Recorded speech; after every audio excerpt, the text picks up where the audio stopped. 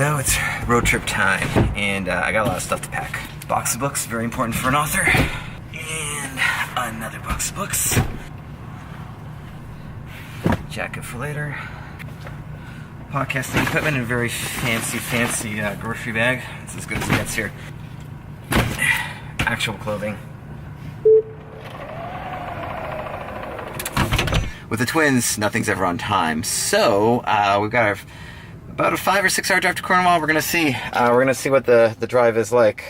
We'll talk about this later, but I'm at 60% charged, so I'm definitely gonna have to get a little bit charged. So 5 hours and 40 minutes, should be there by 3:30. I'm gonna say 4 o'clock. So running just on time, really. Cornwall, Ontario. It is probably my least favorite named city that I know of. I don't know why Cornwall. I don't know what it means. A wall of corn? We have no idea. But there's a whiskey festival there. So our first stop will be Port Hope. That's going to be in about an hour and a half's time, and we're expected to arrive there at 27%, and that's a 20-minute charge. So we'll see you there.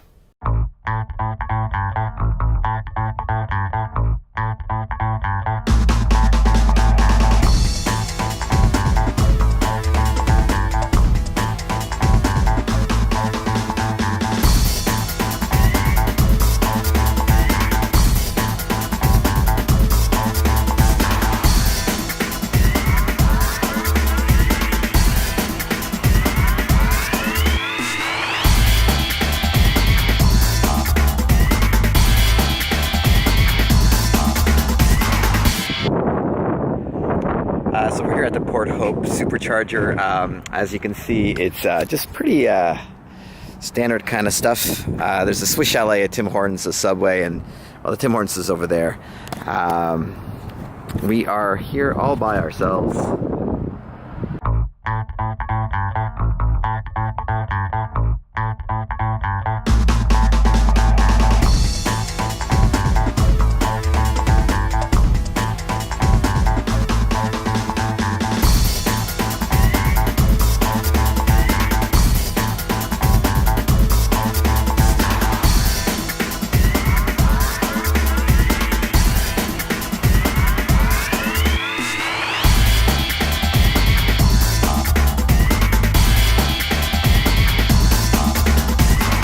We are here in Kingston, Ontario, and it says it's going to take us about 30 minutes to charge, which is great because I need to get a coffee and go to the bathroom, and I think by that time we're probably going to be ready to go. As you can see, this is basically a nice little mall with pretty much everything imaginable here, so I'm sure I will not be short of doing things over the next 30 minutes. So pretty much right on cue, we've got a notification saying that the car is charged enough to go on our next trip. And there we go. We're off to, this is 50 minutes to a full supercharge, but we're at 72%, which is more than enough to get us to our final destination in Cornwall, the Cornwall Supercharger.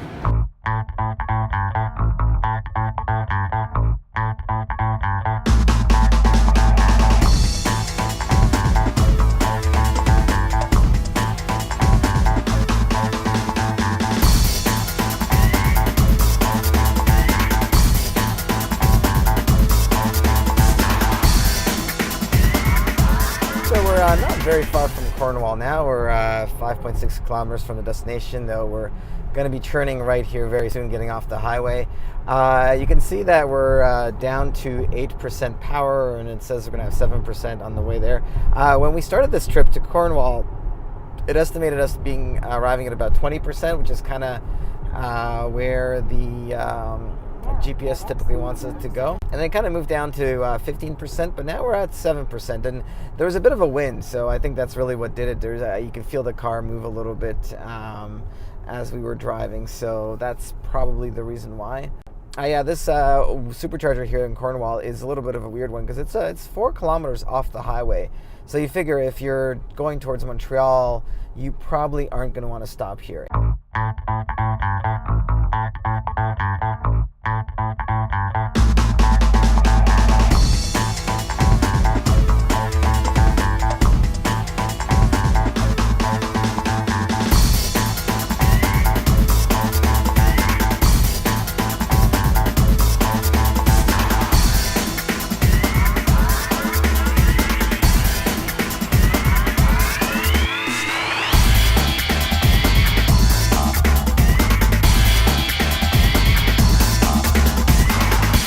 So I've been doing some math. I'm still here in Cornwall, the supercharger, and I'm trying to figure out how much do I need to charge so that when I leave Sunday morning I won't need to charge. And follow me through the math. And of course, there's going to be a couple of days of parking without it being plugged in. The car's going to lose some power. So I'm going to say, hey, take me home.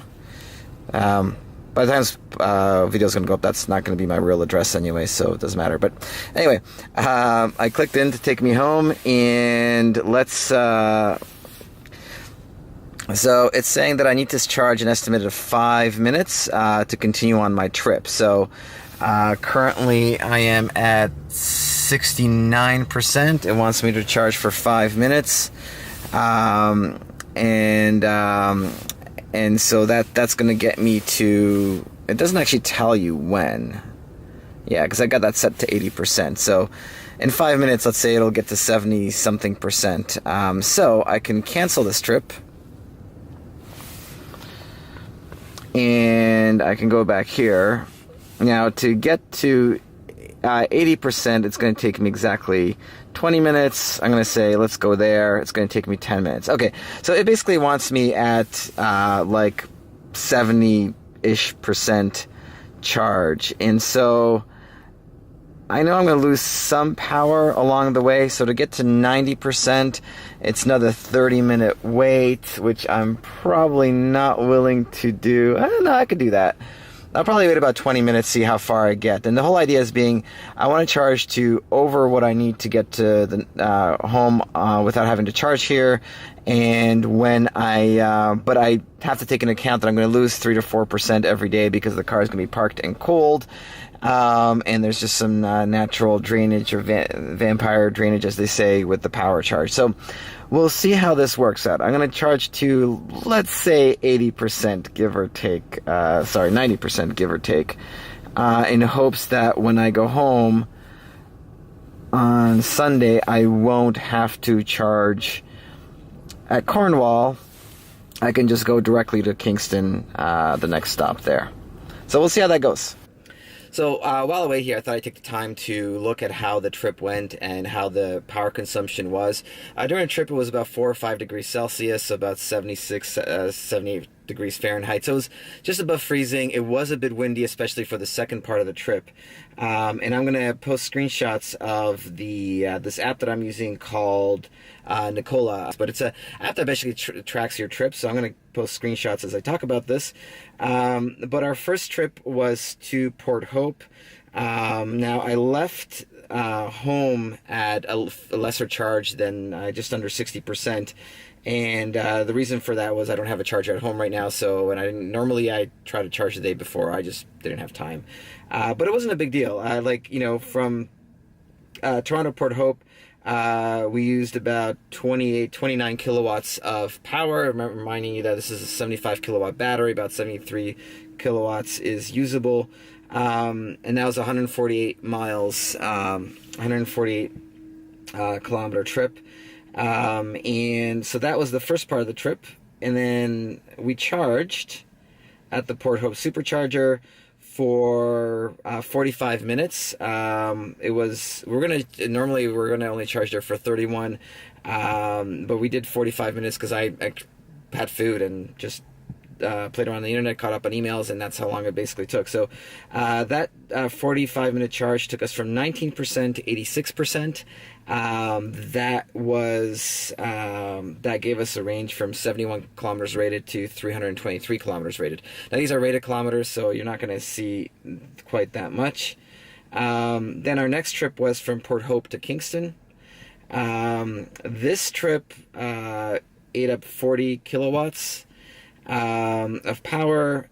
We averaged 260 kilowatts per kilo.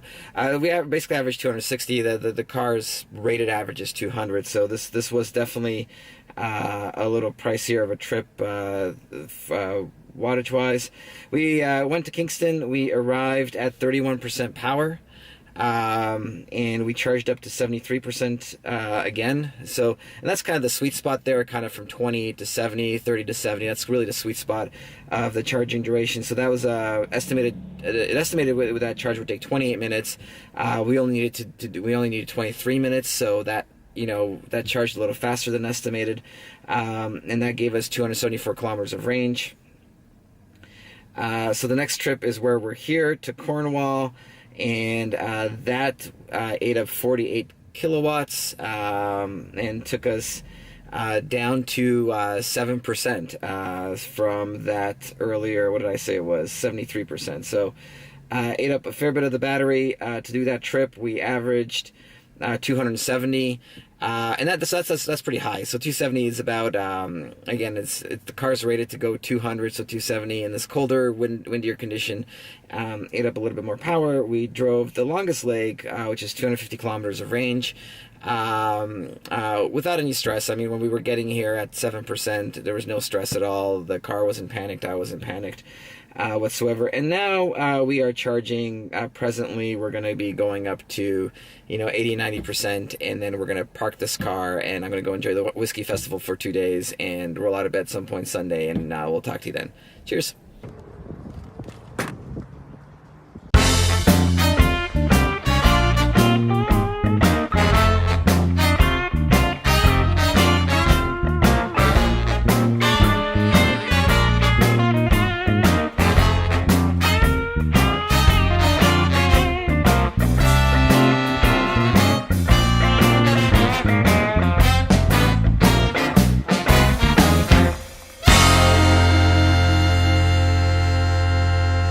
All right, we are back at the supercharger. It is Sunday. The battery went down to about 69%. I went here to plug in. I only need to plug in for 10 minutes at the end of the day, but I had lunch.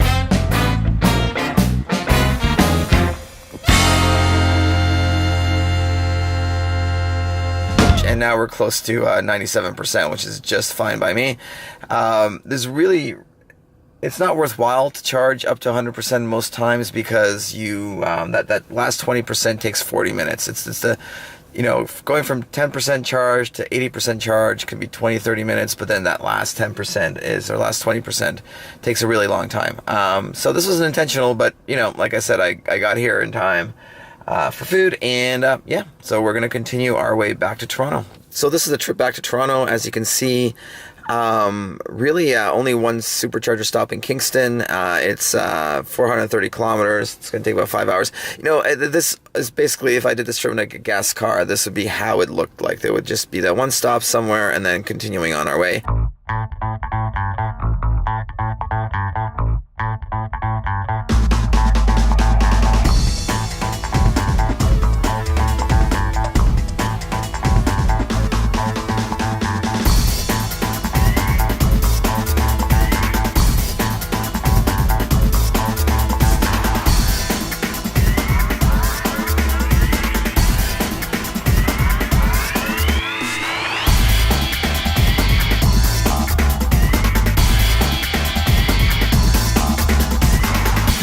So we are here at the Kingston Supercharger.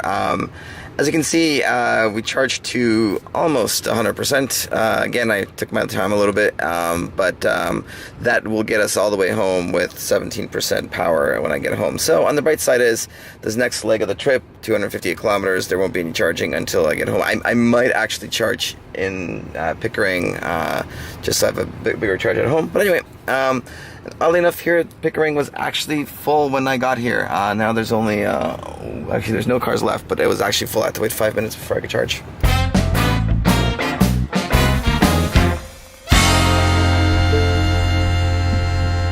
Hello. Good. Right tap? Of course. Thank you. Car looks so nice and clean, not like mine. Right? Just gotta watch the time. Survived this long. Oh, yeah. There you go. Do Great. you want your seat as well? No, it's all good. Thank you. Have a good night. You too. Cheers.